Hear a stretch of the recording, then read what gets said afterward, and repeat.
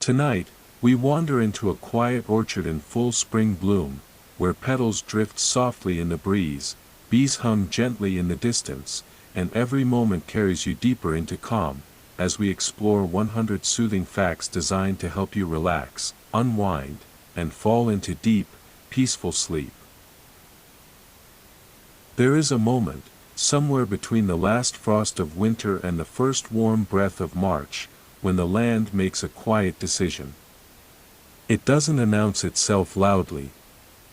There are no fanfares, no sudden explosions of color. It begins, as most beautiful things do, in almost complete silence, deep underground, in the secret language of roots and soil, where a tree has been patiently waiting.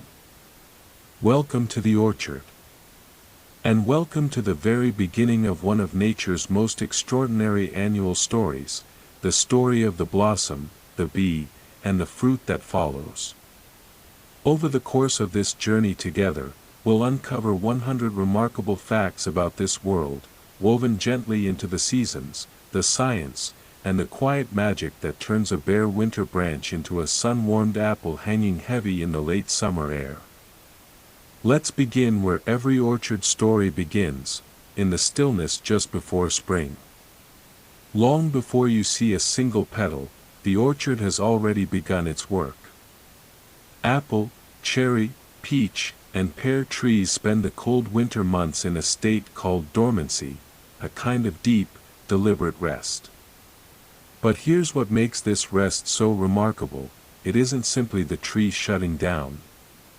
It is, in fact, the tree preparing. And to do that preparing correctly, it needs the cold just as much as it needs the warmth that follows. Fruit trees require a certain number of hours at cold temperatures, typically between 32 degrees Fahrenheit and 45 degrees Fahrenheit, in order to bloom successfully in spring. Scientists call these chill hours, and different varieties of trees need different amounts. A Honeycrisp apple tree, for example, needs somewhere between 800 and 1000 chill hours over the course of winter. Without enough of those cold hours, the tree simply won't bloom properly come spring. It's one of nature's most counterintuitive truths, that the cold isn't the enemy of the blossom. The cold is its guardian. So the orchard rests. Weeks pass. The soil holds still. And then, gradually, almost imperceptibly, something shifts. It usually starts in the soil temperature, long before the air above warms up enough for us to notice. Roots begin drawing water upward again. Sap, which has been barely moving through the tree's vascular system all winter, starts to flow with renewed purpose. If you pressed your ear against the bark of an old apple tree on one of those first truly warm February days, you might, just might, hear a faint, gentle movement within. The sap that rises in fruit trees in early spring isn't just water. It's a complex, sugar-rich fluid that serves as the tree's primary energy source before its leaves return. This sap is produced from starches stored in the tree's roots during the previous growing season, meaning that the fruit you'll pick in September is, in a very real sense, made possible by the energy the tree saved the year before. Every orchard is always working one season ahead. There's something deeply comforting about that idea, isn't there? That even in the middle of winter, the tree is already planning for next year's harvest. Nature doesn't rush. Nature prepares. And then, one morning, you'd see it, if you were watching closely enough. A bud. Not a blossom yet, not even close. Just a bud. Small, tightly wrapped, and faintly green at the tips, like a secret the tree isn't quite ready to share. Orchardists across the country track these buds carefully, because each stage of bud development tells them something critical about what's coming. Fruit tree buds go through a series of distinct, named developmental stages before they open into blossoms. In apple trees, these stages have evocative names: silver tip, green tip, half-inch green, tight cluster, pink, full pink, and finally bloom. Each stage signals different vulnerabilities to frost and different windows for pest management. A frost that would do no harm to a silver-tipped bud could devastate a tree in full pink. The difference of just a few weeks can mean the difference between a full harvest and a nearly empty one. Farmers in states like Washington, Michigan, and New York, three of America's great apple-producing states, watch these stages the way a navigator watches the stars. The bud stages are a map. And spring is a journey that requires careful reading. Slowly, across the orchard, the buds begin to swell. Days lengthen almost imperceptibly. The angle of the sun shifts just enough. And then, color. The faintest blush of pink at the tip of a bud, and your heart lifts without quite knowing why. Apple blossoms are not purely white. When they first emerge, most varieties display a distinct pink or rose blush that gradually fades to white or cream as the flower fully opens. This fading is caused by the breakdown of anthocyanin pigments in the petals as they mature. Interestingly, bees are strongly attracted to the pink stage. They can perceive colors in the ultraviolet spectrum that humans cannot, and the freshly pink blossoms practically glow to a bee's eyes, acting as a landing beacon. The blossom, even before it is fully open, is already in conversation with the bee. The orchard is, at its heart, a relationship, a collaboration between the flowering tree and the pollinating insect that stretches back millions of years. Walk further into the orchard now, deeper under the canopy where the light comes through in shifting pools and the air smells of something green and cool and sweet all at once. The blossoms are opening around you in clusters, and that clustering is no accident.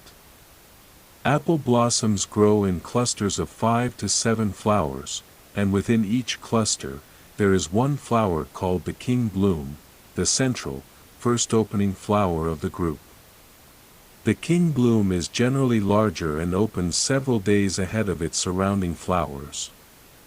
It is also the most likely to develop into a full-sized, well-formed fruit.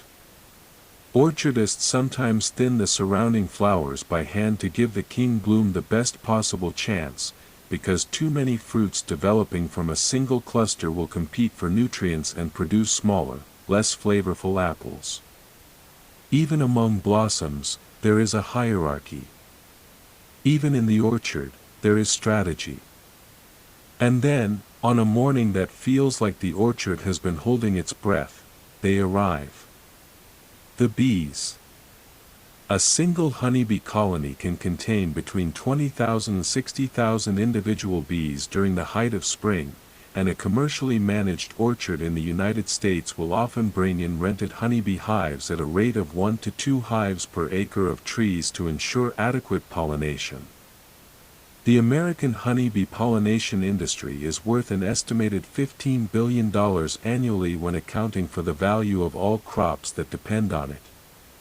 Without managed bee populations actively working the blossoms, most fruit orchards would produce only a fraction of their potential harvest.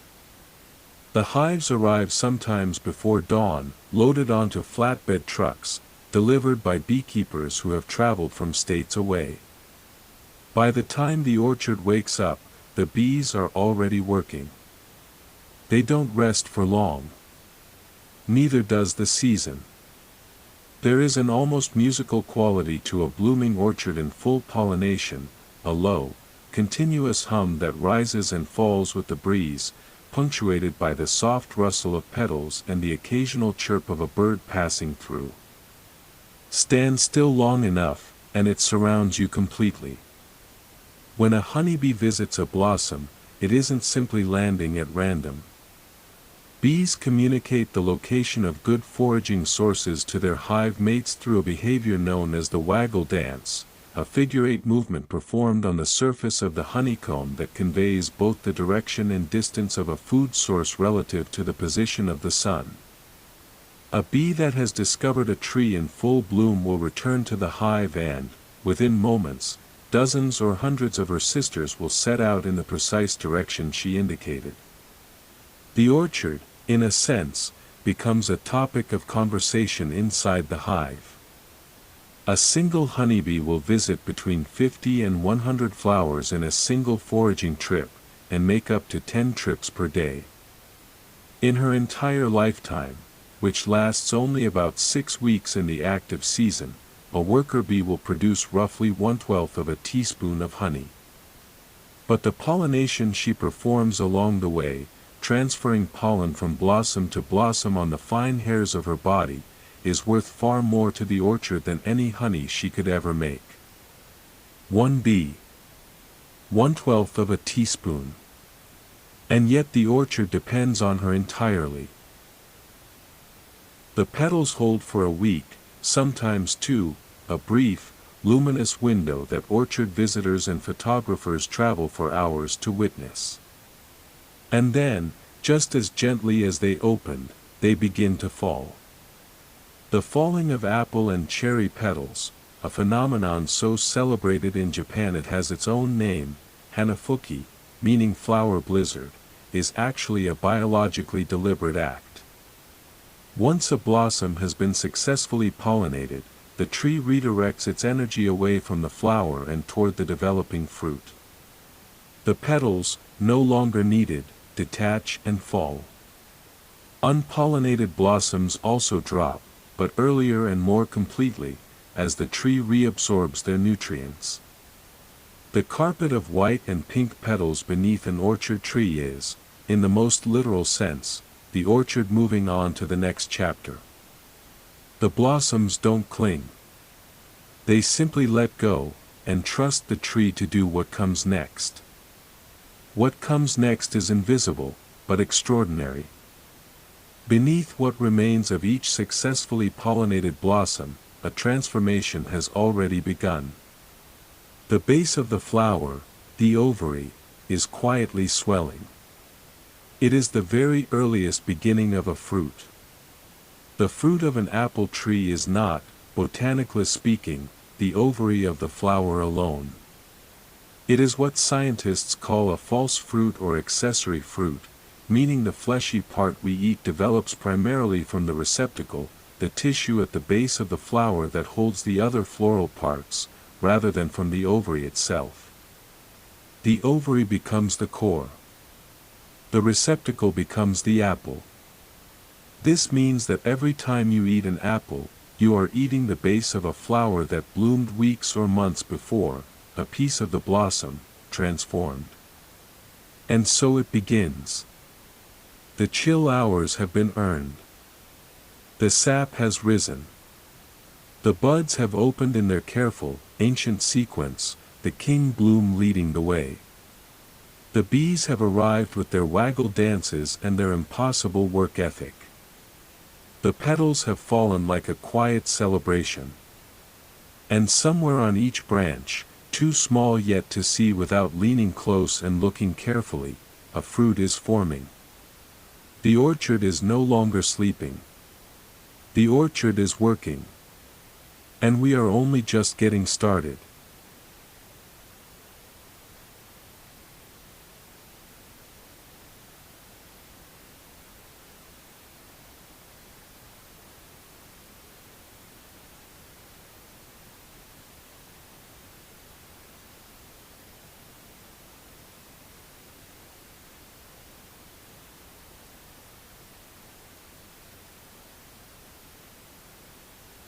If you have ever stood beneath a fully blooming apple tree in early spring and simply looked up, you'll know there are few sights in nature quite like it. The sky seems to disappear behind a canopy of white and pink, each blossom trembling faintly in the breeze, the light filtering through the petals in a way that makes everything feel softened, quieter, like the whole world has been turned down a notch. It's the kind of moment that makes people stop walking mid-stride without quite knowing why. But beauty, as the orchard is always ready to remind us, is rarely just decoration. Every curve of every petal, every thread of color, every microscopic structure on the surface of a flower exists for a reason. The blossom is not simply pretty. The blossom is a machine, the most elegant, unhurried machine you will ever encounter, and understanding how it works only makes standing beneath that canopy more remarkable, not less. Let's look a little closer. A typical apple blossom has 5 petals.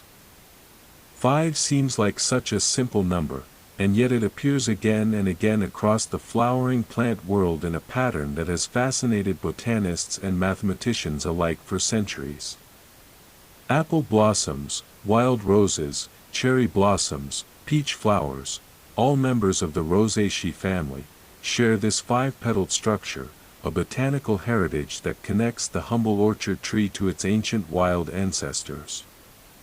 That family connection is written right there in the flower, if you know how to read it.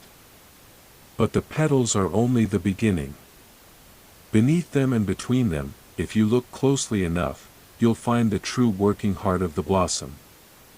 Surrounding the central pistil, the female reproductive organ, is a ring of stamens, the male structures that carry pollen. A single apple blossom typically holds between 15 and 20 individual stamens, each topped with a tiny anther dusted in golden yellow pollen.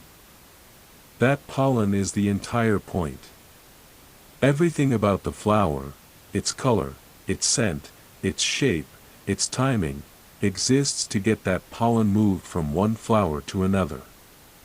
The petals are, in the most literal sense, an advertisement. And that advertisement, it turns out, is written in a language we cannot fully read ourselves. Apple blossoms produce nectar in a structure called the nectary disc, a ring of tissue located at the base of the flower between the petals and the stamens.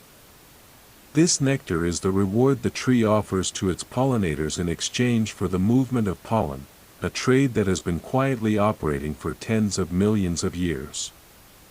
But what makes this exchange particularly extraordinary is that the flower doesn't simply offer the nectar passively. The scent compounds released by the blossom change in composition depending on how recently the flower has been visited. A freshly opened, unvisited blossom releases a richer, more complex fragrance than one that has already been pollinated, essentially signaling to passing bees which flowers still have something worth stopping for. The orchard communicates in chemistry, and the bees are fluent. That scent, that sweet, faintly almond-edged perfume of apple blossoms in full bloom, travels further than you might expect. On a calm spring morning, the fragrance of a blooming orchard can carry for up to a mile on a light breeze, drawing pollinators from well beyond the tree line. Native bumblebees, mason bees, and even certain species of flies are among the visitors drawn in by that scent, though they receive far less attention than the honeybee. In fact, native bee species, of which there are over 4,000 in the United States alone, are remarkably effective pollinators of fruit trees. Some research suggests that certain native bees, including the blue orchard mason bee, are actually more efficient per visit than the European honeybee, because of the way they carry and deposit pollen on their bodies during flight. 4,000 species. The American landscape, even before the arrival of European honeybees, was already alive with pollinators perfectly suited to the blossoms they visited. The orchard didn't wait for us to bring the bees. The bees were already there. Look again at the petal itself, really look, closer than you normally would. The surface of a flower petal is not smooth. Under magnification, apple blossom petals reveal a surface covered in microscopic cone-shaped cells arranged in a precise, repeating pattern. These structures, called conical epidermal cells, serve a dual purpose. First, they intensify the color of the petal by trapping light in a way that flat cells cannot, making the blossom appear more vivid and saturated to a visiting bee. Second, they create a slightly textured, almost velvety surface that gives insects better grip when landing, particularly important when the flower is swaying in a breeze. The petal isn't just a color. It's a landing pad, engineered to the millimeter. And the color itself deserves more than a passing glance. We touched on the pink to white fade in our first segment, but there's a deeper layer to the story of blossom color. Flowers in the Rosaceae family, your apples, cherries, pears, and plums, communicate ripeness and pollination status through subtle color shifts that bees can detect with far greater precision than human eyes allow. Bees perceive the ultraviolet spectrum, and many flower petals that appear solid white or pale pink to us contain bold ultraviolet patterns, rings, streaks, and bull's eyes, that are completely invisible to the human eye but function as precise landing guides for a bee in flight. Scientists sometimes call these patterns nectar guides, and when photographed under UV light, an ordinary-looking white apple blossom can reveal a dramatic, stained glass-like pattern pointing directly toward the center of the flower. The orchard is full of signals we were never meant to read. And yet the bees read them perfectly, every single time. There is one more detail about the blossom that often goes unnoticed, and it might be the most quietly astonishing of all. The window during which an apple blossom is receptive to pollination, the brief period when its pistil is mature enough to accept pollen and fertilization can occur, lasts only 2 to 4 days under normal conditions. If temperatures rise suddenly, that window can shrink to less than 24 hours. A single late cold snap, a stretch of rain that keeps bees grounded, a week of temperatures too low for bee flight, any one of these can close that window entirely, and no amount of perfect growing conditions afterward can reopen it. The blossom waits for no one. This is why orchard farmers are, at their core, weather watchers.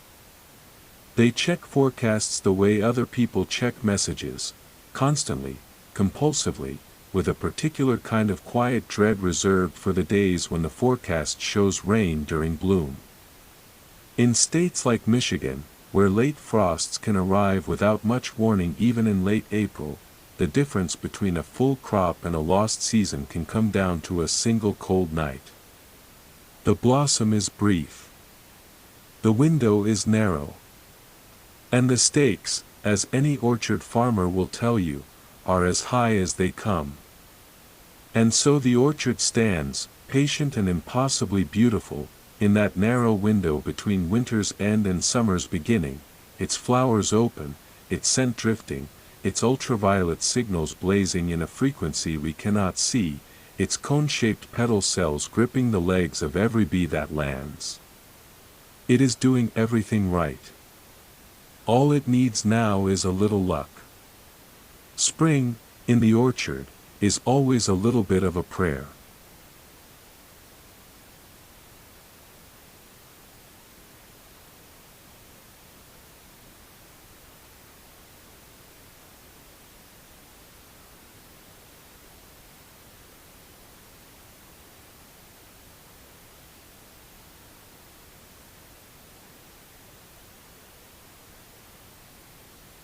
Before the orchard fully wakes, before the dew has lifted from the grass between the rows of trees, before most of us would even think about stepping outside, the bees are already working. It begins not with a single bee but with a hive. And the hive, when you think about it properly, is one of the most astonishing structures in the entire natural world, not because of the honeycomb, extraordinary as that is, but because of the way the colony functions as a single, unified intelligence. No bee inside a hive is giving orders.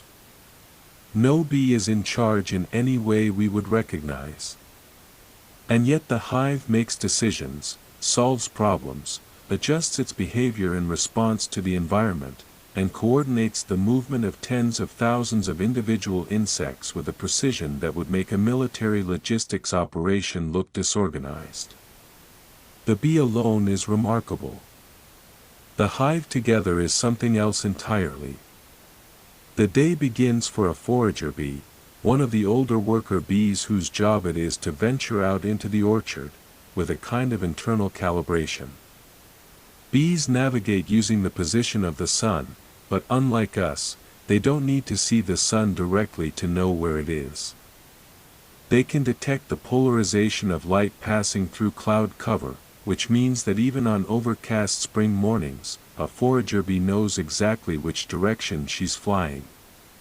She carries within her a sun compass so precise that she can correct for the sun's movement across the sky over time, adjusting her flight path as the hours pass so that she always knows, with extraordinary accuracy, exactly where she is relative to home.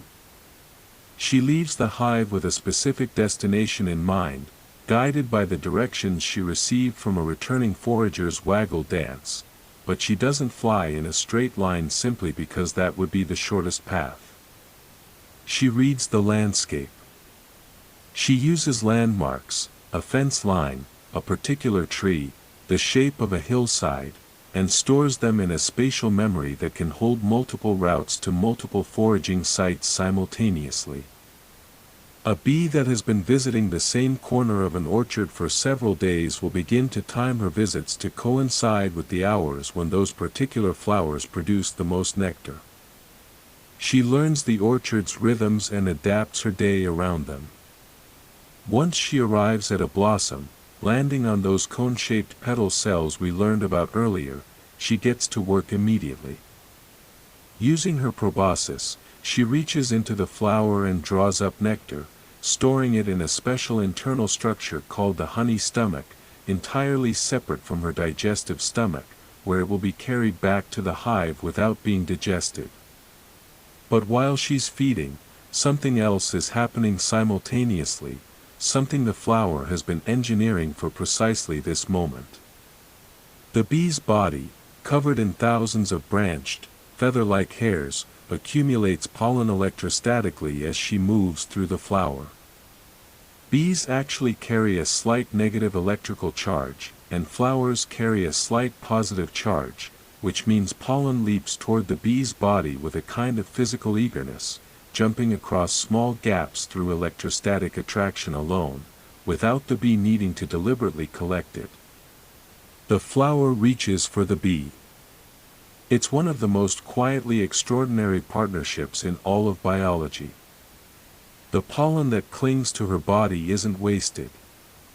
As she moves through the flower, she grooms much of it into specialized structures on her hind legs called corbiculae, or pollen baskets, concave, slightly sticky surfaces fringed with stiff hairs that hold the pollen in tightly packed pellets. On a productive foraging trip, a bee can carry pollen loads that account for nearly 30% of her own body weight. If you have ever watched a bee land on a flower and noticed two bright orange or yellow lumps on her back legs, you have seen the corbiculae in action. Those vivid dots are compressed pollen, sometimes from dozens of different flowers, all gathered in a single morning. She works the tree methodically. One flower, then the next, then the cluster above, then a neighboring tree. And this is where something critical happens for the orchard. Cross-pollination, the transfer of pollen between two different apple tree varieties, is essential for most apple trees to set fruit. Most apple varieties are what botanists call self-incompatible, meaning a tree cannot successfully fertilize its own blossoms, even with an abundance of its own pollen. It needs pollen from a genetically distinct variety to produce fruit. This is why you will almost never find a well-managed apple orchard planted with a single variety. Walk through any commercial orchard in Washington state or the Finger Lakes region of New York, and you'll notice trees of different varieties planted in deliberate patterns, pollinizer rows woven through the main crop, all arranged to ensure that a bee moving naturally from tree to tree will inevitably carry pollen from one variety to another. The bee does this without any awareness that she's solving one of the orchard's most fundamental biological problems. She's just following the flowers. By midday, a forager bee may have made several round trips between the hive and the orchard, and the hive itself is humming with activity that goes far beyond honey making. Inside, younger bees called house bees receive the nectar from returning foragers mouth to mouth, a process of transfer and enzymatic processing that begins the long transformation from flower nectar to honey. The bees also regulate the temperature of the hive with remarkable precision, clustering together to generate warmth or fanning their wings to cool the interior, maintaining the brood area at almost exactly 95 degrees Fahrenheit regardless of the temperature outside. On a cool spring morning when the air outside is barely above 50 degrees Fahrenheit, the center of a healthy beehive is as warm as a summer afternoon. As the afternoon light begins to soften and the air cools toward evening, foraging slows. Bees are cold-blooded in the sense that cold air reduces their flight muscle efficiency, and most species will not fly when temperatures drop below about 55 degrees Fahrenheit. The last foragers return to the hive before dusk, guided home by scent as much as by sight. Each hive produces a unique colony odor that allows returning bees to identify their own home among others. If you have ever watched bees returning to a hive entrance in the late afternoon, jostling gently in the queue to enter, you are watching the end of a workday measured not in hours but in thousands of individual flower visits, each one a small, essential act in the larger story of the orchard. And as the hive settles and the blossoms fold slightly in the cooling air, the orchard holds what it has been given. Somewhere on those branches, in the green shadows beneath the fading flowers, cells are dividing. Fruit is forming. The bee's day is ending, but the work she has done will be visible for months to come, in the growing weight of apples, in the swelling of cherries, in the slow, sun-fed ripening that turns a hard green knob into something sweet enough to stop you mid-stride when you bite into it on a warm August afternoon. The bee never sees the fruit. She never knows what she has made. And somehow that makes the whole thing more beautiful, not less.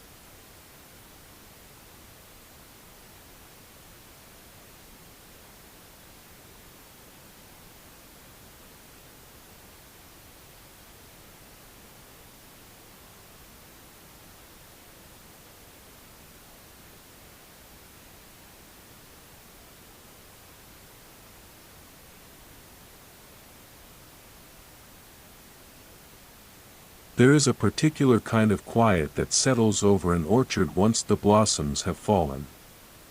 The bees are still working, but the fanfare is over. The pink and white of bloom has given way to the deep, uncomplicated green of early summer leaves, and the branches that were so recently soft with flowers are now stiff and purposeful, holding the first tiny suggestions of what will eventually become fruit. Most people, driving past an orchard in late May or early June, wouldn't look twice. The spectacle of blossom season is done. But this is, in many ways, the most astonishing phase of the entire orchard year, because what is happening now, in the green and the quiet, is nothing short of a complete biological transformation. The tree is building something from almost nothing. It is turning sunlight and water and soil into one of the most complex structures in the plant world, one small cell division at a time. It begins, as we touched on in our first segment, with fertilization. When a pollen grain lands on the sticky tip of a flower's pistil, a surface called the stigma, it doesn't simply sit there.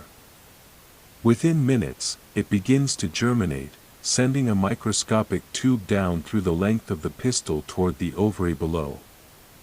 This pollen tube, thinner than a human hair, can travel the entire length of the flower's style, sometimes several millimeters, in as little as a few hours, carrying 2 sperm cells toward the waiting ovules. When it arrives, fertilization occurs, and the genetic blueprint of a new fruit, and all the seeds within it, is set. That invisible, microscopic journey is the true beginning of every apple, every pear, every cherry you have ever eaten. What happens immediately after fertilization surprises many people. The fertilized ovules, the future seeds, begin producing hormones, particularly a class of compounds called auxins, that signal the surrounding tissue to start growing. The fruit doesn't grow because the tree decides to grow it.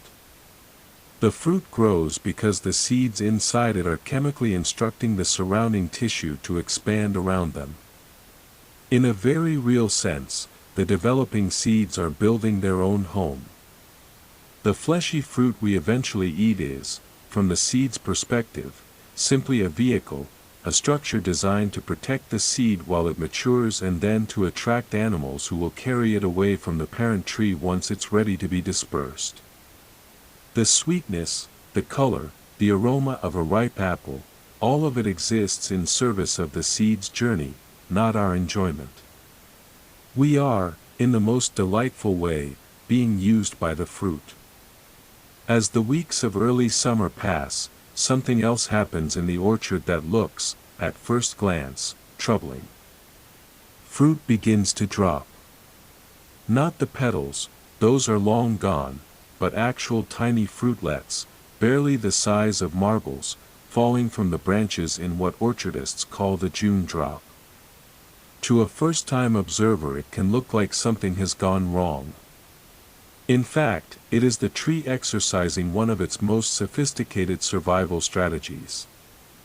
A fruit tree will naturally set far more fruitlets than it can possibly bring to full maturity, and as early summer progresses, it assesses its own resources, available water, nutrients, the energy being produced by its leaves, and sheds the excess. The June drop is the tree editing its own work, cutting the fruitlets it cannot afford to finish so that the ones that remain can grow to their full size and nutritional value. An unpruned wild apple tree might carry hundreds of tiny, underdeveloped apples to harvest. The tree that drops strategically carries fewer, better ones. It is a kind of ruthless generosity, letting go of the many to give everything to the few. Human orchardists work alongside this process by hand thinning, removing additional fruitlets by hand after the June drop to further reduce the crop load on each branch. Research consistently shows that thin fruit is larger, better colored, and higher in sugar content than fruit left to compete for resources. In commercial apple production, thinning is sometimes done chemically, using sprays applied at specific developmental stages that trigger additional fruit drop. It sounds counterintuitive, a farmer deliberately reducing the number of fruits on his trees, but the math always works out. Fewer, better apples bring more value than a heavy crop of small, underflavored ones. Quality, in the orchard as in many things, comes from knowing what to leave out. While all of this is happening on the outside of the developing fruit, the interior is undergoing its own remarkable changes. Young apple fruitlets are initially high in starch and very low in sugar. The starch serves as a stable energy store, less prone to fermentation or microbial attack than sugar, that the fruit can maintain through the long weeks of summer growth. Only as the fruit approaches maturity does it begin converting that starch to sugar in earnest, triggered by a surge of a gas called ethylene. Ethylene is one of the simplest organic molecules in nature, just 2 carbon atoms and 4 hydrogen atoms, and yet it serves as one of the plant kingdom's most powerful signaling hormones. It is the chemical that tells a fruit it is time to ripen. It softens cell walls, converts starch to sugar, develops aroma compounds, and in many fruits triggers the color change that signals to animals, and to us, that the fruit is ready. Ethylene is also the reason a single overripe fruit can accelerate the ripening of everything around it. The old saying about one bad apple spoiling the barrel is, in the most literal chemical sense, entirely true. Ethylene gas produced by a deteriorating fruit diffuses into the surrounding air and triggers the same ripening cascade in neighboring fruit, which is why proper storage and careful removal of any damaged fruit matters so much during harvest and the weeks that follow. The tree, meanwhile, is doing something extraordinary with its leaves throughout all of this. Every leaf on an apple tree is a small solar panel, capturing light through the process of photosynthesis and converting it into the sugars that feed both the tree and its developing fruit. A mature apple tree can have anywhere from 50,000 to 100,000 individual leaves, each one oriented on its branch to maximize light capture without shading its neighbors. On a sunny June day, a single well-placed apple leaf can process enough sunlight to contribute measurably to the sugar content of the fruit above it. Orchardists in some high-end growing operations will even remove leaves that are shading developing fruit in the final weeks before harvest, a practice called leaf removal or leaf stripping, to allow more direct sunlight to reach the fruit's skin and develop the deep red color that consumers expect. The tree thinks in light. And the fruit is made of sun. By midsummer, the orchard has settled into a long, productive rhythm, leaves reaching, roots drawing, fruit swelling, that will continue without drama or fanfare until the days begin to shorten and the first hints of autumn color appear at the edges of the leaves. The fruit is still green for now, still hard, still weeks away from the sweetness it is slowly building toward. But if you picked one and held it in your palm, you would already feel the weight of what it is becoming, substantial, purposeful, quietly extraordinary in the way that only things made over a long time and with great patience can ever truly be. The orchard is in no hurry. It never has been. It simply knows where it is going.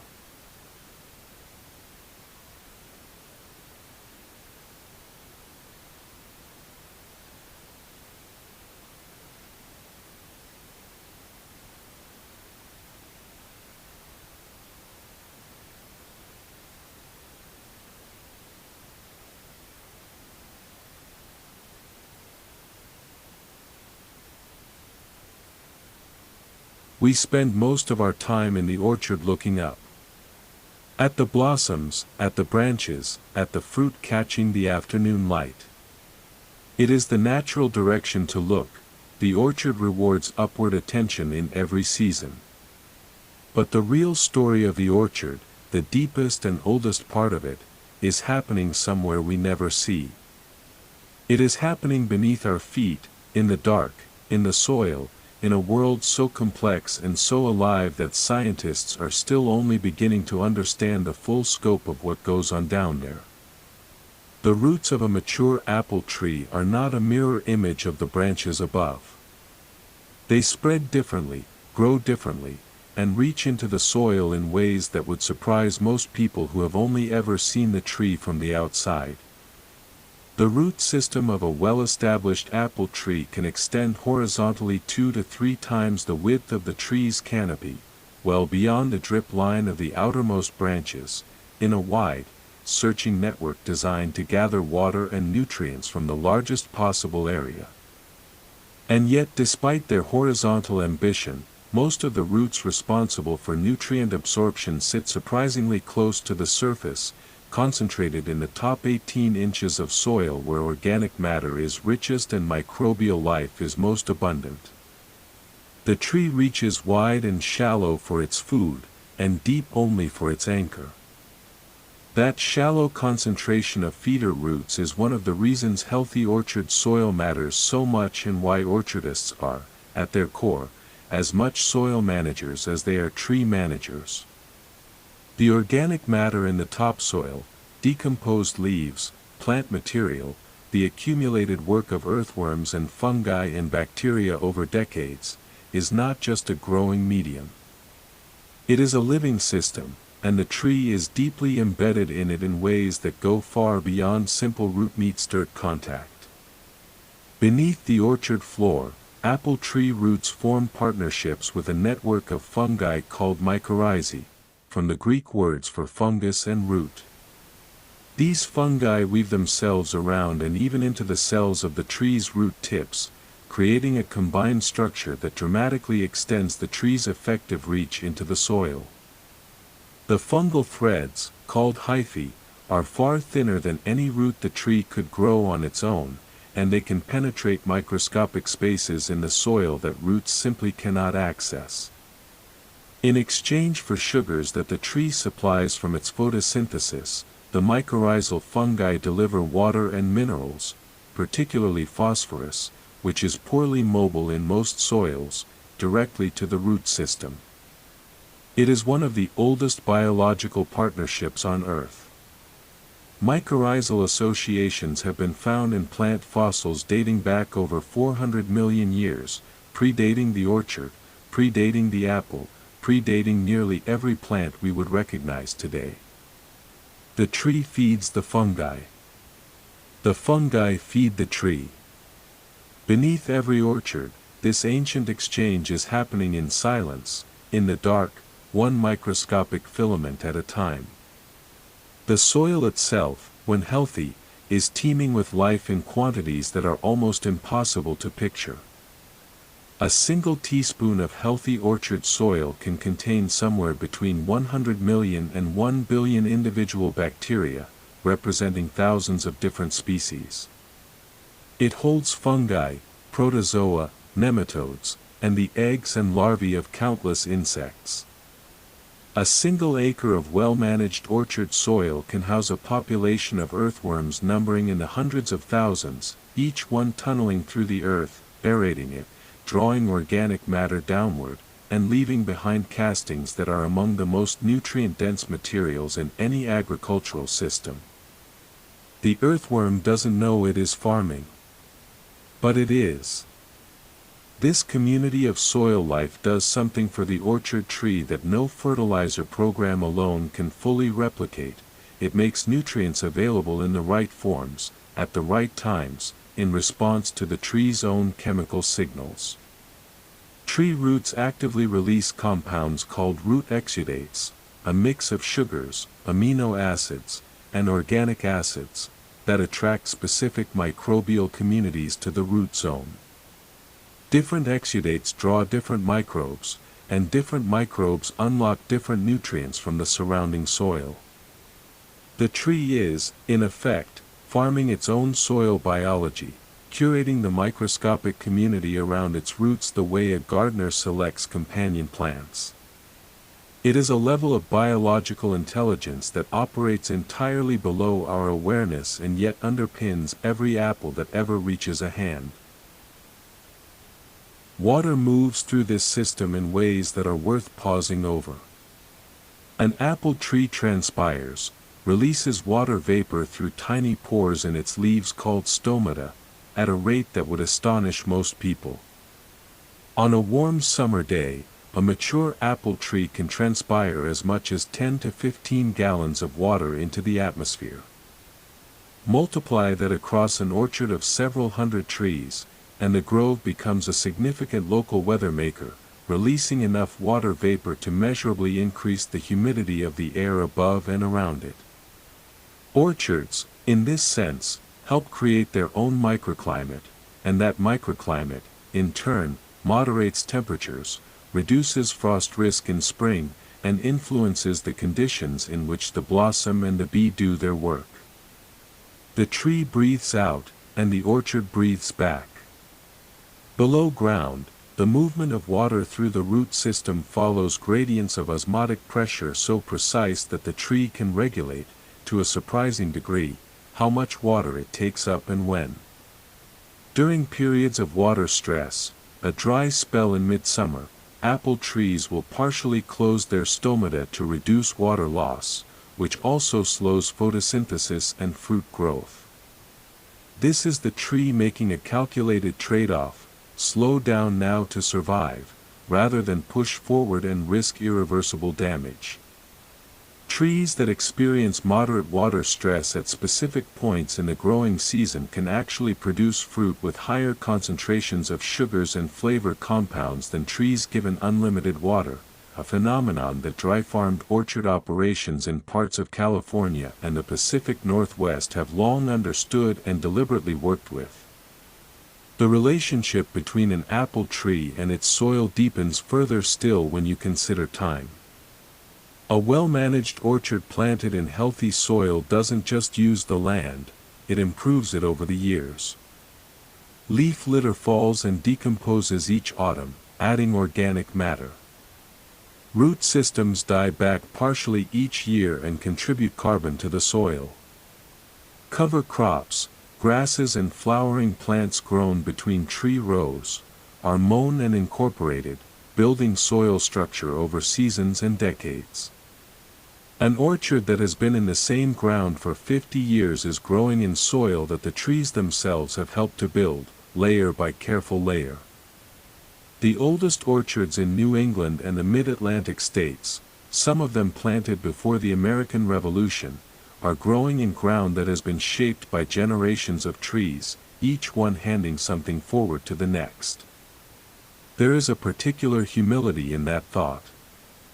The tree you walk past today may be living partly on the legacy of a tree that stood in the same ground a century ago, its roots long since dissolved into the soil, its work still quietly present in the chemistry and the structure of the earth that holds the orchard now. Roots remember. Soil remembers. And the orchard carries all of it forward, season after season, without ever needing to be told.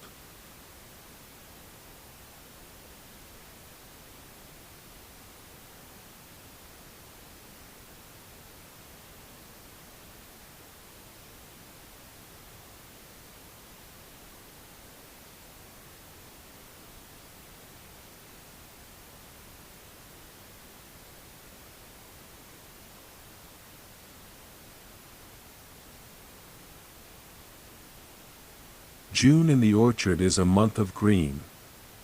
Deep, uncomplicated, unapologetic green, in the canopy, in the grass between the rows, in the steadily swelling fruitlets that are becoming less marble-like with every passing week. The blossoms are a memory now. The drama of pollination season has given way to something quieter and more sustained, a long middle chapter that lacks the visual spectacle of spring but contains, if you look at it closely, some of the most extraordinary biology in the entire growing year. This is the season of accumulation, of patience made visible. And the orchard, which has been rushing toward bloom since February, has now settled into the deep, deliberate work that summer demands of it. One of the things happening in the orchard during these long summer days that often goes unnoticed is the sheer scale of the photosynthetic operation taking place overhead. Every leaf on every tree is simultaneously a solar collector, a water regulator, a carbon processor, and a sugar factory, and the efficiency of that operation has direct consequences for the quality of every piece of fruit that will eventually come off the tree. What most people don't know is that apple trees, like many fruit trees, have what scientists call an alternate bearing tendency, a natural inclination to produce a heavy crop one year and a much lighter crop the next, cycling back and forth in a rhythm driven by the energy demands of fruit production. A year of very heavy fruiting depletes the tree's carbohydrate reserve so significantly that it struggles to produce the flower buds needed for the following season. The result is a lean year that allows those reserves to rebuild.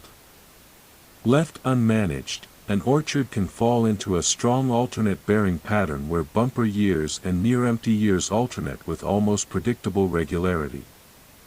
Managing this tendency is one of the central ongoing challenges of orchard farming. The strategic thinning we discussed in an earlier segment, removing excess fruitlets in early summer, is the primary tool, but timing matters enormously. Research has shown that the critical period for flower bud formation for the following year's crop begins as early as 30 to 40 days after full bloom of the current year. This means that thinning done after that window has passed, even if it improves the current season's fruit quality, may have already failed to prevent the alternate bearing cycle from locking in for next year. The farmer pruning fruitlets in late June is not just managing this harvest. She is managing the one after it. The summer months are also when the tree is most actively investing in its own structural growth, putting on new wood, extending its scaffold branches, and thickening the bark and vascular tissue that will carry resources up and down the tree for years to come. This growth is driven in part by a class of plant hormones called gibberellins, which promote cell elongation and stem extension.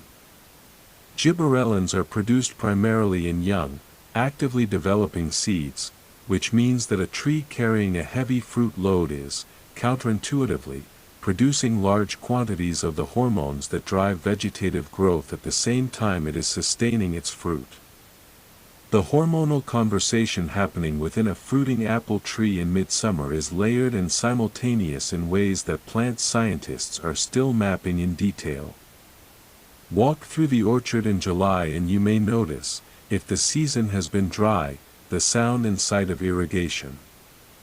Water management in modern apple production is a sophisticated science, and in many of the most productive apple-growing regions of the United States, particularly the arid valleys of Washington state, which produces roughly 60% of all apples grown in the country, irrigation is not supplementary. It is the difference between an orchard and a desert. The Columbia Basin and Yakima Valley receive as little as 6 to 8 inches of rainfall per year, yet they produce apples of extraordinary quality, precisely because the water those trees receive comes not from rain but from carefully managed systems drawing on snowmelt from the Cascade Mountains, delivered through drip or microsprinkler systems directly to the root zone at volumes and timing calibrated to the tree's developmental stage. The sun is intense, the soil is well drained, and the water is controlled, a combination that produces fruit with deep color, high sugar, and exceptional shelf life. Water also plays a more unexpected role in the summer orchard through a process called evaporative cooling. On very hot summer days, when air temperatures climb above 90 degrees Fahrenheit, apple fruit can experience a phenomenon called sunburn, cellular damage to the fruit's skin caused by direct heat and UV exposure that results in bleached, softened patches and significant losses of marketable fruit. Trees respond to heat stress partly through increased transpiration, releasing more water vapor through their stomata, which has a cooling effect on both the leaf surface and the surrounding microclimate. Orchardists in hot climates will sometimes supplement this natural cooling by running overhead sprinklers during peak heat, coating the fruit and leaves in a thin film of water that evaporates and draws heat away from the tissue. This practice, called evaporative cooling irrigation, can reduce surface temperatures on fruit by 10 degrees or more on the hottest days, protecting both the current crop and the leaf tissue the tree depends on to feed it. Beneath the canopy during these summer weeks, the orchard floor is its own ecosystem. Many well-managed orchards maintain permanent ground cover between the tree rows, a mix of grasses, clovers, and flowering plants that stabilize the soil, reduce erosion, compete with weeds, and support populations of beneficial insects. Those flowering cover crops are more than aesthetically pleasing. Certain plantings of buckwheat, phacelia, or sweet alyssum between orchard rows have been shown to significantly increase populations of parasitic wasps and predatory beetles that naturally suppress apple pest species, reducing the need for insecticide applications. This practice, called conservation biological control, essentially recruits nature's own pest management workforce by providing the habitat and food sources those insects need to thrive. The orchard farmer who plants flowers between her rows of trees is not simply being a romantic. She is building an army. Inside the developing fruit, all through June and July, something measurable and important is happening with calcium. Calcium is an essential mineral for apples' cell wall integrity. It binds to pectin molecules within the cell walls and keeps them firm and stable. The problem is that calcium moves through the plant only with water flow, and it accumulates in the fruit in its greatest concentrations during the early weeks of fruit development. Once the fruit's rapid cell division phase slows and water flow to the fruit moderates in midsummer, calcium uptake essentially stops. A fruit that didn't accumulate enough calcium in those early weeks will be prone to a condition called bitter pit, sunken, brown spots that develop in the flesh and skin, often not appearing until after harvest and sometimes only during storage.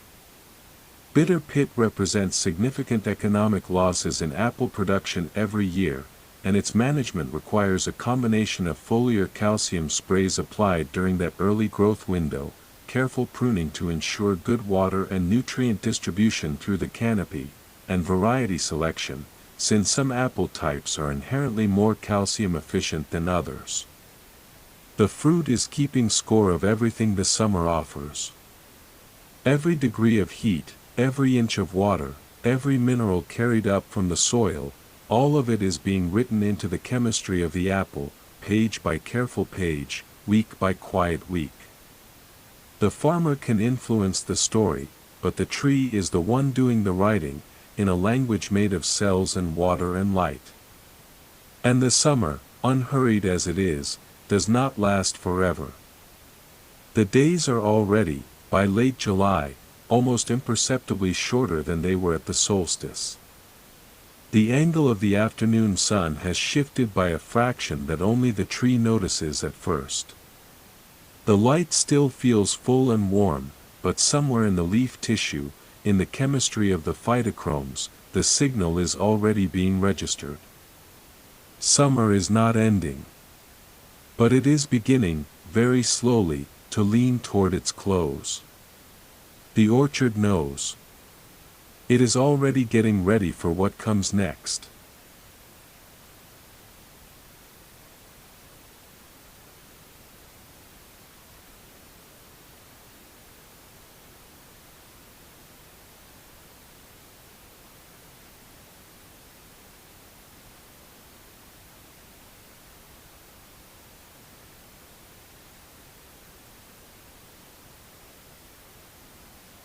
There is a particular quality to the light in an orchard in late summer that you don't find anywhere else. It comes through the canopy in thick, golden shafts, filtered by layers of leaf and broken into fragments by the weight of the fruit hanging between the branches. The apples have been green for so long, weeks and weeks of slow, patient green, that when the color finally begins to shift, it feels almost like a ceremony. A blush at first, barely noticeable on the sun-facing cheek of a fruit. Then deeper. Then unmistakable. The orchard is changing color, and it is doing so on purpose. Color in fruit is not incidental. It is not decoration, and it is not simply the byproduct of chemistry happening for other reasons. The ripening color of an apple or a cherry or a plum is one of the most deliberately evolved signals in the plant world, a broadcast aimed specifically at the animals, birds, and yes, the people, most likely to pick the fruit up, carry it somewhere new, and release the seed inside.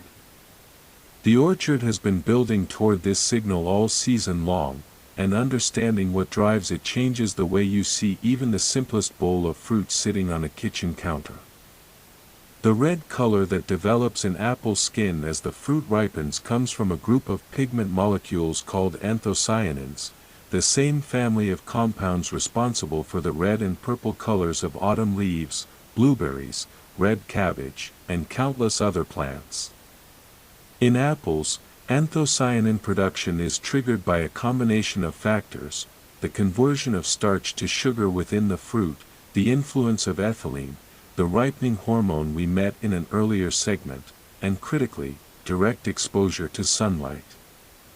Ultraviolet light landing on the skin of a developing apple activates the enzymes responsible for anthocyanin synthesis, which is why the side of an apple facing the sun turns red first and deepest, while the shaded underside often remains pale green or yellow long after the rest of the fruit has colored up. Sunlight doesn't just warm the apple. It paints it. This is also why the same apple variety can look dramatically different depending on where it was grown. An apple raised in the high desert of eastern Washington state, where summer days are intensely bright and nights cool sharply, helping to slow the breakdown of anthocyanins, will develop a deeper, more vivid red than the same variety grown in a cloudier, warmer climate. The Fuji apple, for instance, which originated in Japan and is now one of the most widely grown varieties in the United States, develops its characteristic streaky crimson coloring most intensely in regions with strong day-to-night temperature swings during the final weeks of ripening. Cool nights preserve the anthocyanins that warm days build. It is the temperature between sunset and sunrise, as much as anything that happens in the daylight hours, that gives a premium apple its color. While the skin is putting on its color display, the interior of the fruit is undergoing its own quieter transformation. The flesh of a ripening apple is rapidly converting its stored starch into a blend of fructose, glucose, and sucrose, and the particular ratio of those sugars varies by variety and determines much of the flavor profile we associate with different types of apples. A Honeycrisp is high in both sugars and acidity, which creates that sharp, bright sweetness. A Golden Delicious tilts toward a milder, softer sweetness with less acid. A Granny Smith holds its starch conversion back longest of almost any commercial variety, which is why it remains tart and firm well into the season. It is simply further behind in the ripening sequence. Every apple variety has its own internal clock, and no two run on exactly the same schedule. That internal clock is kept, in large part, by the tree's response to day length. As summer gives way to late August and September, the days shorten noticeably, and the tree detects this change through pigment molecules in its leaves called phytochromes that are exquisitely sensitive to the ratio of red to far red light, a ratio that shifts measurably as the days grow shorter. This detection of shortening days is part of what triggers the tree to begin redirecting energy away from growth and leaf maintenance and toward fruit maturation and the early preparations for dormancy. The tree reads the length of the day the way we might read a calendar, and it adjusts everything it does in response. The aroma of a ripening apple is another signal worth pausing on, because it is far more complex than most people realize. The characteristic scent of a ripe apple is produced by a blend of over 300 individual volatile chemical compounds, esters, aldehydes, alcohols, and terpenes, released through the skin of the fruit as cell walls begin to soften and internal chemistry accelerates. Different varieties produce different combinations of these compounds, which is why a ripe Honeycrisp smells noticeably different from a ripe Macintosh or a ripe Pink Lady even before you taste them. The aroma is, essentially, the fruit advertising its ripeness through the air, the same evolutionary strategy that drives color change, extended now into the chemical dimension of scent. It signals to anything with a nose, I am ready. Come find me. This ripening chemistry reaches a peak, and then, if nothing intervenes, it passes it. A fruit left on the tree beyond its optimal moment continues to produce ethylene in increasing quantities, and the cascade of softening and breakdown that ethylene drives becomes self-reinforcing. Pectin, the structural molecule that gives apple flesh its crispness, begins to break down. Cell walls weaken.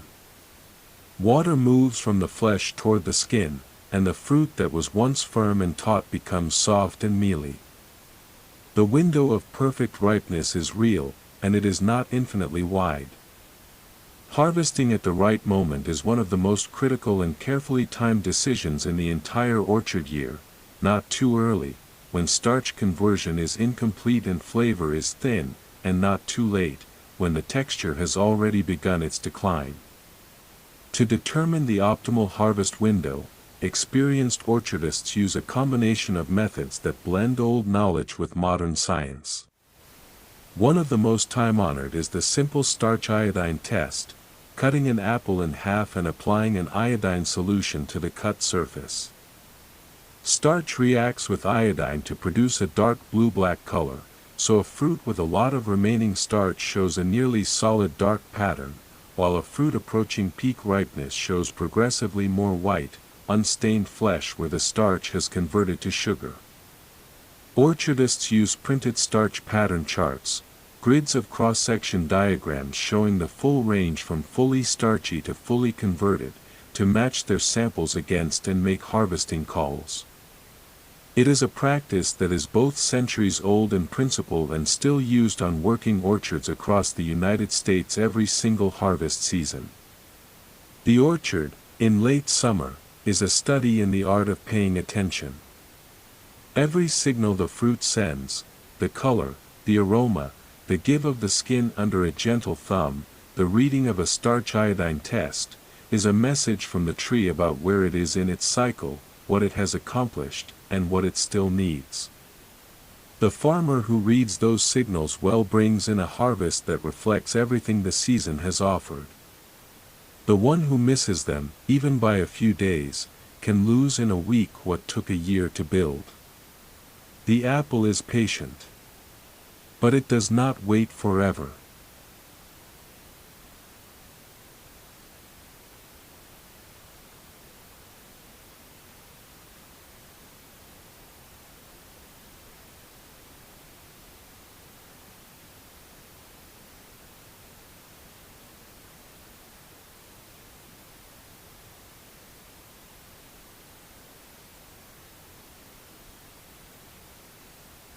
There is no moment in the orchard year quite like harvest.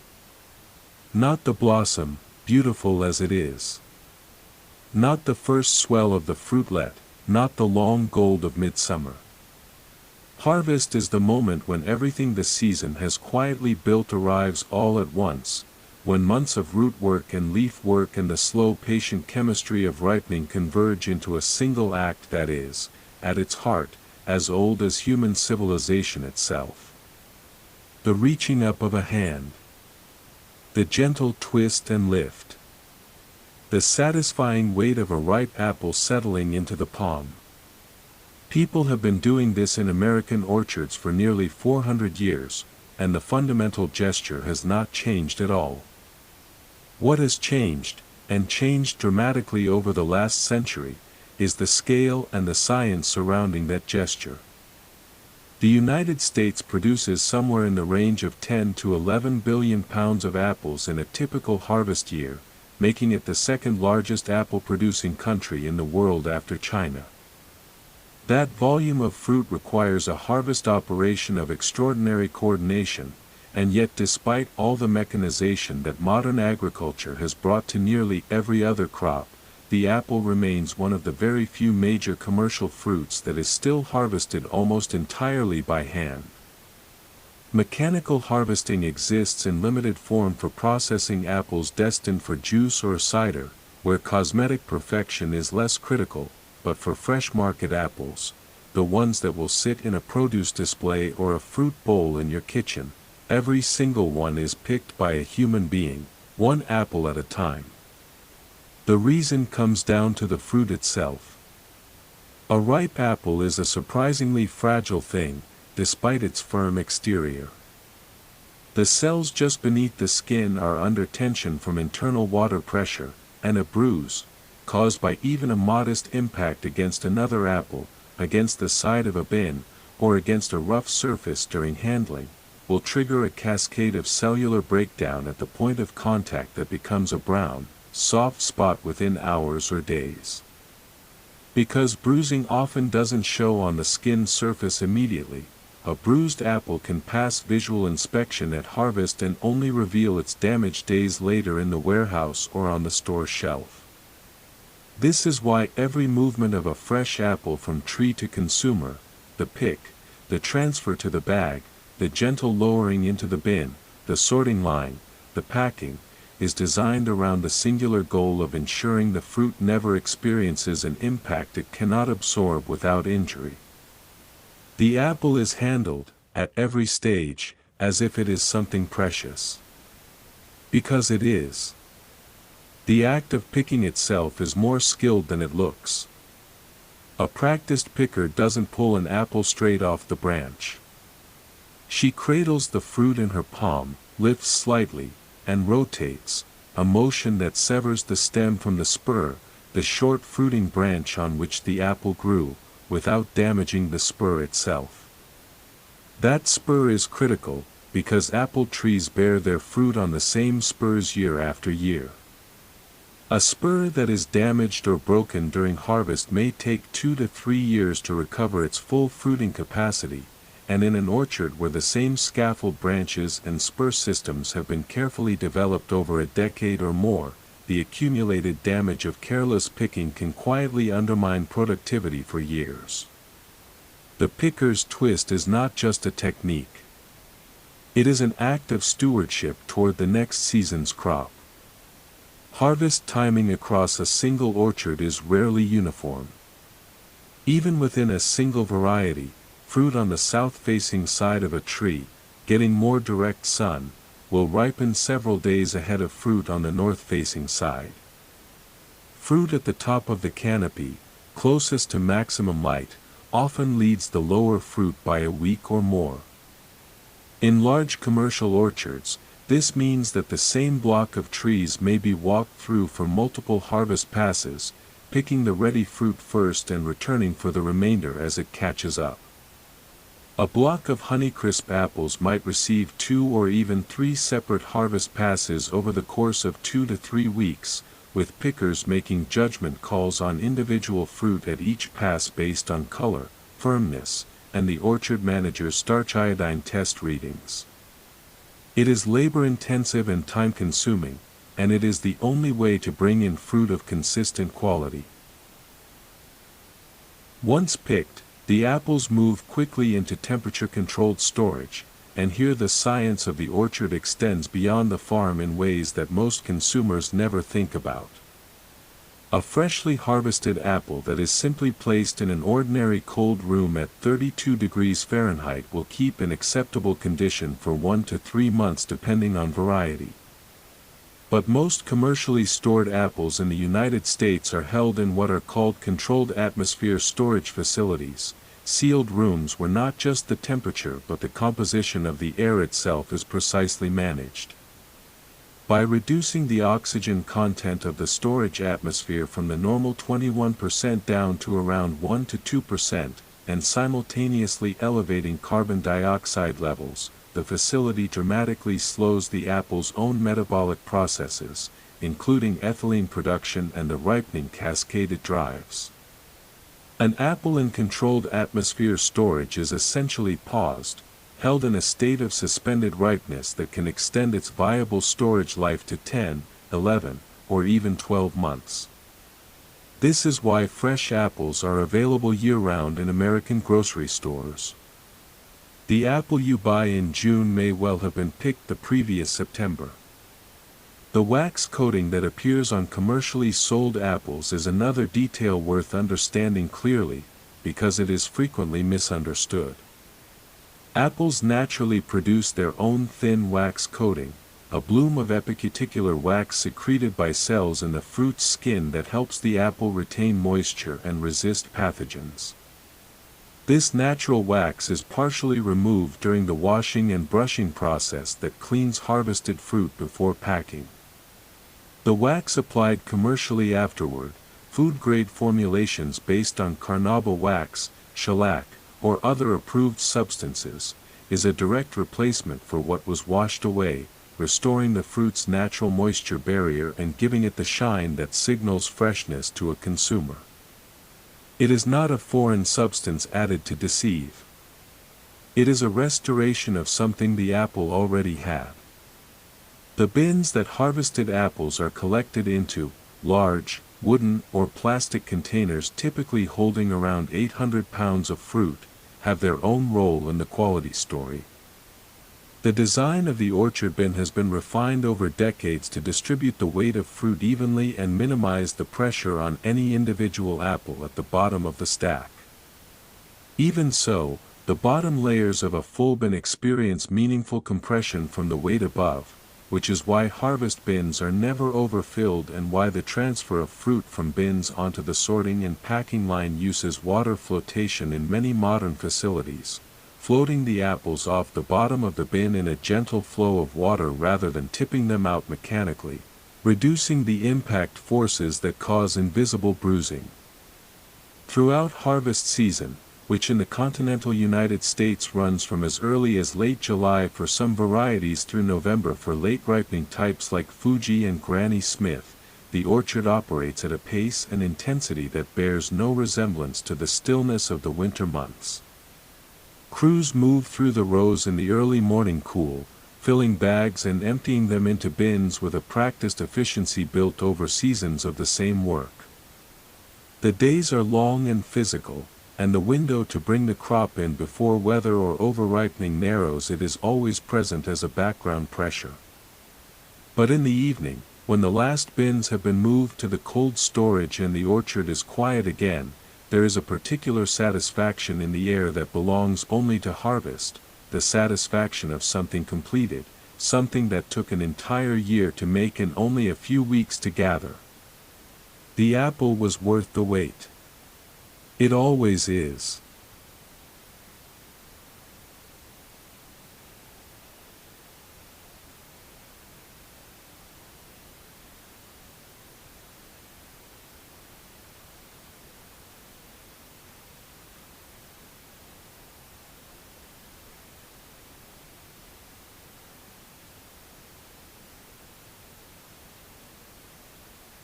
There is a particular kind of beauty that only belongs to things that are ending.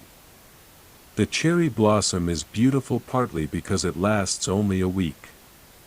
The sunset is beautiful partly because it cannot hold. And the orchard in autumn, stripped now of most of its fruit, its leaves beginning the slow, magnificent work of changing color before they fall, carries a beauty that is inseparable from the knowledge that the year is closing. Everything the season has built is now either in a storage room, in a kitchen, or releasing back into the ground. And the tree, which has given so much of itself since February, is preparing to rest. But the rest, as we learned at the very beginning of this journey, is not emptiness. It is preparation. And the autumn is the first chapter of that preparation, filled with biological events that are just as extraordinary as anything that happened in the brightness of spring. The most visible of those events, the one that draws people to the countryside every October, is the color change of the leaves. We associate leaf color with autumn dying, with the tree shutting down. But the colors of autumn leaves are not a dying. They are, in the most precise biological sense, a revelation. The greens of summer leaves come from chlorophyll, the molecule that captures light for photosynthesis, which is produced in such abundance throughout the growing season that it masks all the other pigments present in the leaf. As days shorten and the tree begins withdrawing resources from its leaves in preparation for dormancy, chlorophyll production stops and the existing chlorophyll breaks down. As the green fades, the yellows and oranges that were present in the leaf all along, from pigments called carotenoids, are finally revealed. They were always there. Autumn simply uncovers them. The reds and purples of autumn leaves are a different story.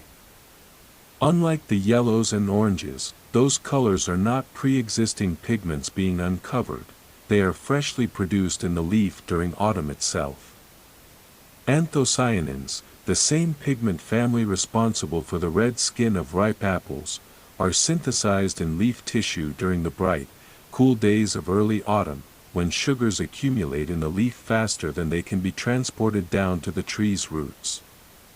The more sugar present in the leaf, the more anthocyanin is produced, and the more vivid the red. A bright, sunny autumn with cool nights produces more intense red fall color than a cloudy, warm one, for the same reason that sunny days and cool nights produce deeper red color in apple skin. The apple and the leaf are speaking the same chemical language, written in the same red ink. As the leaves change, the tree is engaged in one of its most important acts of self-preservation, a process called nutrient remobilization. Before a leaf falls, the tree actively dismantles the cellular machinery within it and reabsorbs a significant portion of the nutrients it contains, particularly nitrogen, phosphorus, and potassium.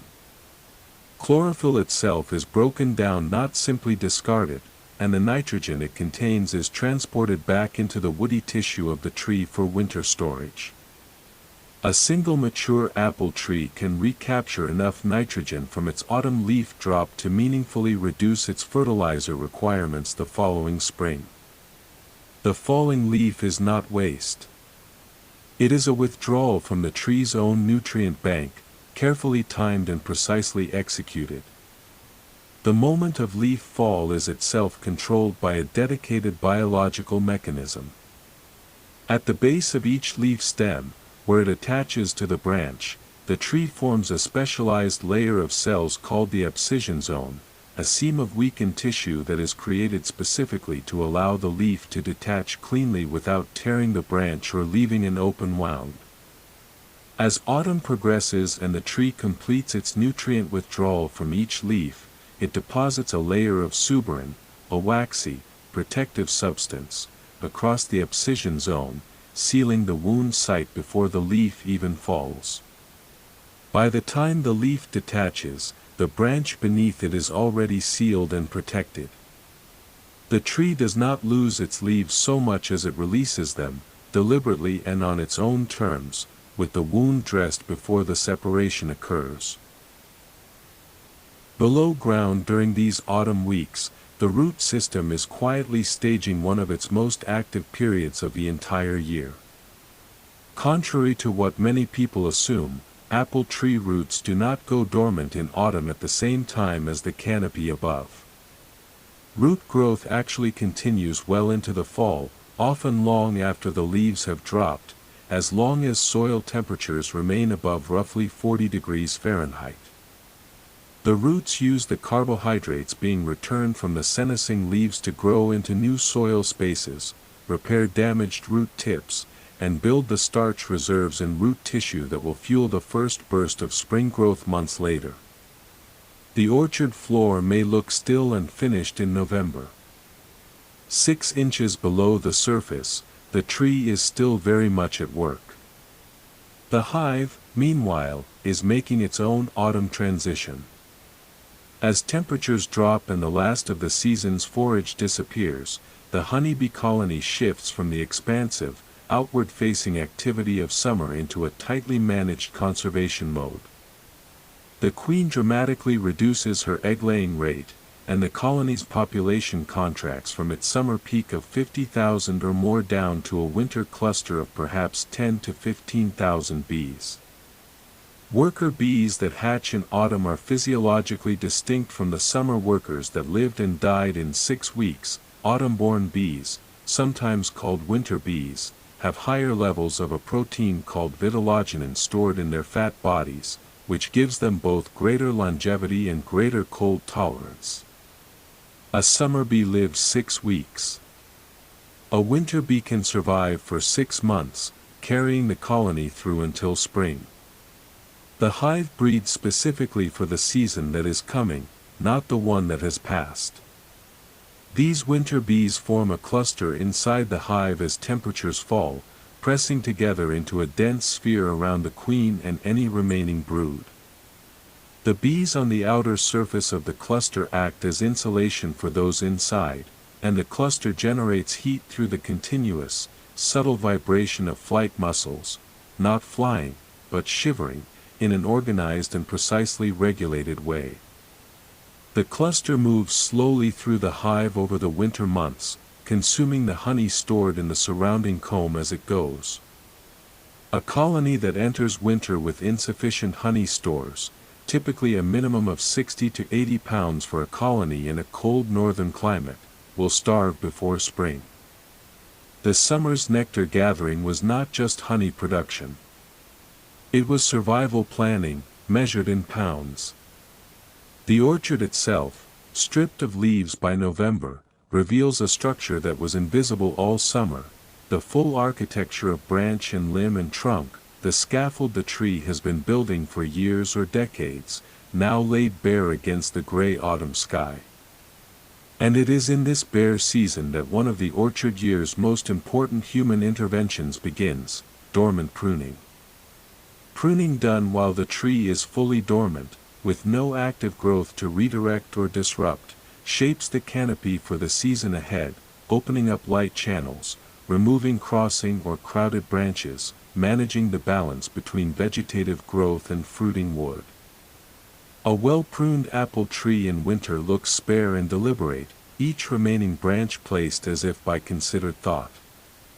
Which, of course, it is. The pruned wood that falls to the orchard floor, the dropped leaves decomposing in the grass, the empty branches lifting against a November sky, all of it is part of a cycle that has no true beginning and no true end. The tree that stands bare today was a blossom 6 months ago.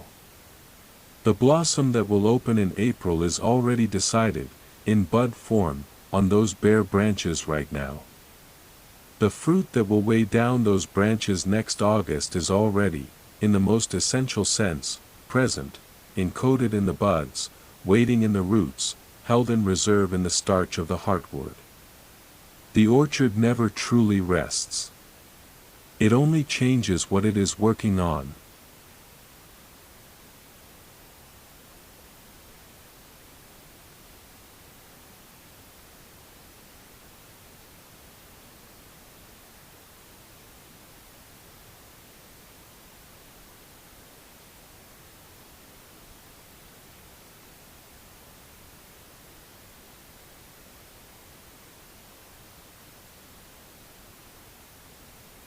We have traveled a long way through this orchard together. We began in the cold silence of late winter, when the tree was dormant and the ground was still, and the only evidence that anything extraordinary was coming was the patience of the roots and the invisible count of chill hours accumulating in the dark. We have watched the blossom open and fall, followed the bee on her daily rounds through the flowers, traced the slow, faithful growth of a fruit from a fertilized cell to a ripe apple hanging heavy in the September light. We have gone underground with the mycorrhizal fungi and stood in the golden stillness of a harvest afternoon. We have watched the leaves release and the branches bare themselves against the autumn sky. And now, in the deep quiet of midwinter, the orchard waits again. Still. Patient. Absolutely full of what is coming. This is the place where the story closes, and where it begins again, because in the orchard, there are no true endings. Only returns. Midwinter in a dormant apple orchard is a world of remarkable stillness, but it is not a world of inactivity. Inside the dormant buds that are visible on every branch, small, tightly sealed, protected by overlapping bud scales coated with a resinous, water-resistant layer, the flower and leaf primordia that will become next spring's blossoms are already fully formed, waiting with a patience that makes our own seem restless by comparison. Those bud scales are not simply a winter coat. They are engineered protection, produced by the tree specifically to shield the tender tissue inside from freezing temperatures, desiccating winds, and the physical abrasion of ice and debris. A dormant apple bud can survive temperatures as low as -20 or even -30 degrees Fahrenheit, depending on the variety and how fully dormant the tree has become, a cold hardiness that develops gradually through autumn as the tree acclimates to falling temperatures in a process called cold hardening. The same bud that would be killed by a light frost in April can survive the full fury of a northern winter in January. Timing, in the orchard, is always everything. The winter months are also when the orchard's oldest and most structurally significant inhabitants reveal something about themselves that the leafy months conceal. The bark of a mature apple tree, rough, furrowed, layered in patterns that vary by variety and age, is not simply the tree's outer skin. It is a record. The pattern of ridges and furrows in old apple bark reflects decades of growth and contraction, of seasons expanding the wood beneath and winters pulling it tight, of wounds healed over and grafts incorporated and years of pruning cuts sealed into the grain. Some apple trees in the oldest established orchards of New England and the Appalachian Highlands are more than 100 years old, gnarled and asymmetric, leaning slightly with the prevailing wind, their trunks thick enough that two people stretching their arms could barely encircle them. These trees have lived through a century of springs. They have opened their blossoms for generations of bees that are themselves long gone. They carry the whole compressed history of 100 orchard years in their rings and their bark, and they are still fruiting. The relationship between the apple tree and the human beings who tend it is itself one of the oldest agricultural partnerships in the world. The cultivated apple, Malus domestica, descends from wild ancestors that grew in the forests of Central Asia, in what is now Kazakhstan, where wild apple trees still grow in ancient, genetically diverse forests that are considered the birthplace of the domesticated apple. Those wild forests, which contain apple varieties of extraordinary genetic diversity, are increasingly recognized as one of the world's most critical repositories of fruit tree genetics, a living library of disease resistance, flavor diversity, and climate adaptability that breeders draw on when developing new varieties for a changing world. Every apple variety grown in American orchards today carries some fraction of that Central Asian forest in its genes, a thread of wild origin stretching back thousands of years to a mountainside in Kazakhstan where no orchard was ever planted. The process of developing a new apple variety from scratch is one of the slowest in all of agriculture. Breeding programs cross two parent varieties and grow the resulting seeds into trees, thousands of seedlings from a single cross, then wait 5 to 8 years for those trees to bear fruit for the first time before evaluation can even begin. Most seedlings are eliminated immediately. The few that show promise are evaluated over multiple seasons before any are selected for further development. From initial cross to commercial release, a new apple variety typically takes 20 to 30 years to bring to market. The Cosmic Crisp apple, developed at Washington State University and released commercially in 2019, was the result of over 2 decades of breeding work. The patience required to develop a new apple variety makes the patience of the orchard itself look brief by comparison. Once a promising variety is identified, it is propagated not by seed, which would produce a genetically unique and unpredictable tree, but by grafting, the ancient technique of joining a cutting from the desired variety onto a rootstock plant. Grafting works because the cambium layer, the thin ring of actively dividing cells just beneath the bark, of the scion and the rootstock can be aligned and will fuse together if held in close contact during the healing period. Every Honeycrisp apple tree growing in every orchard in the United States traces its above-ground genetics back to a single original tree discovered by the University of Minnesota breeding program in 1974. Every one of them is, in a meaningful genetic sense, the same tree, copied and recopied through decades of grafting, distributed across thousands of orchards, producing billions of apples, but all of them expressing the same genetic blueprint that a breeder recognized in a single seedling 50 years ago.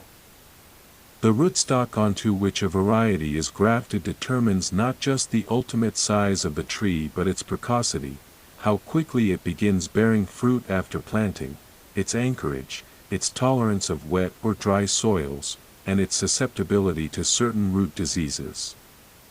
Modern dwarf and semi-dwarf rootstocks, many of them developed at research stations in England and Germany over the course of the 20th century, have transformed the architecture of commercial apple orchards completely. Where traditional orchards planted large, standard-sized trees at wide spacings, trees that took 10 to 12 years to reach full production and required tall ladders to harvest, modern high-density plantings use dwarf rootstocks that keep trees small and narrow, planted at spacings of as little as 3 feet apart in rows, sometimes supported on wire trellis systems, bearing fruit within 2 to 3 years of planting and harvested without ladders at all. A modern high-density apple orchard can carry over 1,000 trees per acre. A traditional orchard carried 40 or 50. The bees that will pollinate those trees next spring are also already in their winter preparations, and the world of the beekeeper in winter is quieter than any other season but no less attentive. A responsible beekeeper inspects hive weights, often through sensors attached to scale platforms beneath the hives, to monitor honey consumption through winter and identify colonies that may be running low on stores before it becomes a crisis. She watches for the brief, cleansing orientation flights that bees take on mild winter days when temperatures rise above 50 degrees Fahrenheit, short buzzing sallies from the hive entrance that serve as both bathroom breaks and navigational refreshers, the bees resetting their sun compass and confirming their location after weeks confined to the dark interior of the hive. Those brief flights are not restlessness. They are preparation. The bee is already practicing for spring. And then, without announcement, it arrives. The first morning that carries something different in the air, not warmth exactly, not yet, but the absence of the particular hard coldness that has sat over the orchard since December. The light is at a new angle. The days are, by measurable minutes, longer than they were at the solstice. And somewhere in the root tissue, in the stored starch and the dormant bud and the winter cluster of bees, something shifts in response to signals so subtle that we would need instruments to detect them. The world is getting ready to bloom again. The chill hours are accumulating toward their threshold. The buds on the bare branches hold everything that is coming, sealed and patient and absolutely certain of their purpose. The bees in their winter cluster are already generating the warmth that spring will complete. And the soil beneath the orchard floor, alive in its billions with the microscopic community that will feed the roots that will feed the blossoms that will feed the bees, is already, quietly, beginning to stir. This is where we came in. And this is where we return. The orchard does not know it has given us 100 facts. It does not know we have been watching, and listening, and trying to understand. It simply continues its ancient, unbroken work, opening and closing, reaching and releasing, building and resting, with the unhurried confidence of something that has been doing this for a very long time and knows, with absolute certainty, that spring is coming. It always comes.